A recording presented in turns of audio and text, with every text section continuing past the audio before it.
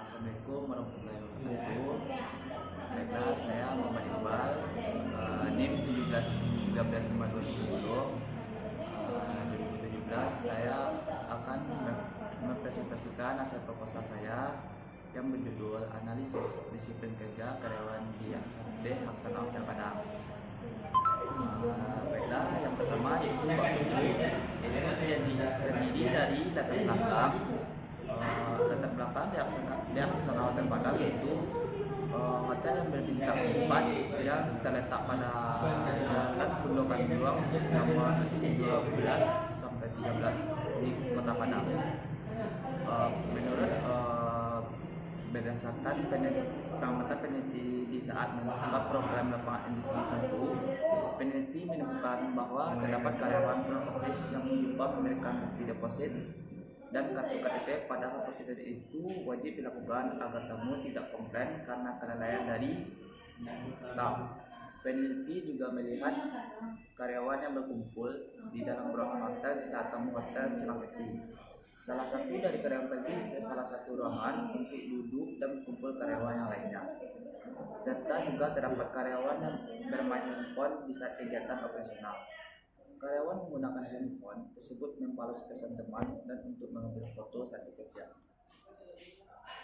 Peneliti ini penting dilakukan karena apabila karyawan tidak menerapkan disiplin kerja sesuai dengan standar peraturan hotel, maka akan berdampak pada hasil kerja karyawan yang buruk, sehingga menyebabkan adanya komplain dari tamu dan menimbulkan kerugian bagi pihak hotel. Berdasarkan uraian dan permasalahan di atas, peneliti tertarik untuk melakukan penelitian dengan judul Analisis Disiplin Kerja Karyawan di Haksana Hotel Padang. Selanjutnya yaitu poin B, identifikasi masalah. Berdasarkan latar belakang di atas, adapun identifikasi dari masalah dalam penelitian ini adalah sebagai berikut. 1. Adanya karyawan yang bekerja tidak sesuai dengan SOP. Yang kedua, adanya karyawan bermain handphone di saat kegiatan operasional. Yang ketiga, adanya karyawan berkumpul di satu ruangan hotel saat tamu hotel sedang sepi. Yang selanjutnya poin C, batasan masalah.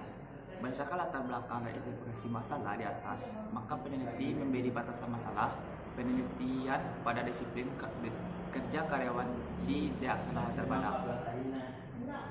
Berikut poin D, rumusan masalah. Dengan mempertimbangkan latar belakang masalah dan identifikasi masalah di atas, penulis menerapkan rumusan permasalahan yang akan dibahas adalah sebagai berikut. Bagaimana disiplin kerja karyawan di Haksana Hotel Padang. Selanjutnya poin E, tujuan penelitian. Yang pertama, tujuan umum. Tujuan umum dari penelitian ini adalah untuk mengetahui disiplin kerja karyawan di Haksana Hotel Padang. Yang kedua, tujuan khusus. Yang A, mendeskripsikan disiplin kerja karyawan di Haksana Hotel Padang.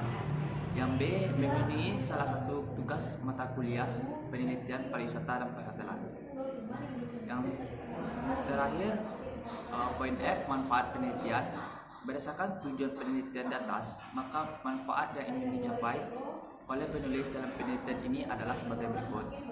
Yang pertama, manfaat teoritis. Karya tulis ini dapat dijadikan sebagai sumbangan pemikiran untuk mengkaji permasalahan kedisiplinan kerja yang terjadi di Haksana Hotel Padang.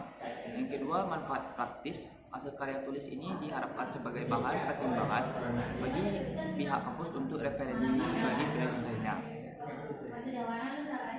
Selanjutnya bab 2, kajian teori.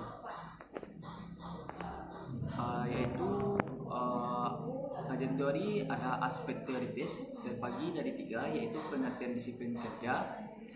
Yang kedua itu indikator disiplin kerja. Yang ketiga tujuan disiplin kerja. Selanjutnya yaitu kerangka konseptual. Di sini ada disiplin kerja itu terbagi dari 5 kategori, yaitu 5 kategori. Yang pertama itu keahlian, yang kedua ketaatan pada peraturan kerja, yang ketiga ketaatan pada standar kerja, yang keempat tingkat kewaspadaan tinggi, yang terakhir yaitu bekerja etis. Selanjutnya itu pertanyaan penelitian. Jadi, adapun pertanyaan penelitian yang akan dideskripsikan dalam penelitian ini adalah sebagai berikut. Bagaimana disiplin kerja karyawan di Dehaksana Hotel Padang yang dilihat dari indikator kehadiran, ketaatan pada peraturan kerja, ketaatan pada standar kerja, dan tingkat kewaspadaan tinggi. Selanjutnya yaitu bab 3, metode penelitian. Metode penelitian itu ada 2 jenis penelitian dan tempat dan waktu penelitian. Jenis penelitian yaitu metode penelitian yang akan digunakan adalah deskriptif kuantitatif dengan metode survei. Data yang diperoleh akan dianalisis dan diinterpretasikan sesuai dengan tujuan dan pertanyaan penelitian yang telah dikemukakan. Selanjutnya, yang kedua, tempat dan waktu penelitian. Penelitian ini dilakukan di Aksana Hotel Padang yang berada di Jalan Bedong-Kanduang nomor 14-16 Kota Padang, Sumatera Barat, Indonesia, direncanakan pada bulan Maret sampai April 2020. Selanjutnya, yang ketiga, populasi dan sampel. Populasi dalam penelitian ini adalah seluruh karyawan di Aksana Hotel Padang, yaitu sebanyak kurang lebih 78 orang. Berdasarkan rumus Solvin, dapat diperoleh jumlah sampel adalah N sama dengan 110 dibagi 1 tambah dalam kurung 110 dikurang 0,5 dikuadratkan sama dengan, jadi dapat hasil sampelnya 86,2 dibulatkan menjadi 86 sampel. Jadi jumlah sampel dalam penelitian ini adalah sebanyak 86 sampel. Selanjutnya, yang keempat, jenis dan teknik pengumpulan data. Jadi jenis data yaitu primer dan sekunder. Teknik pengumpulan data yaitu melalui komunikasi tidak langsung dengan menggunakan angket atau kuesioner yang tersusun. Selanjutnya, 5, instrumen penelitian.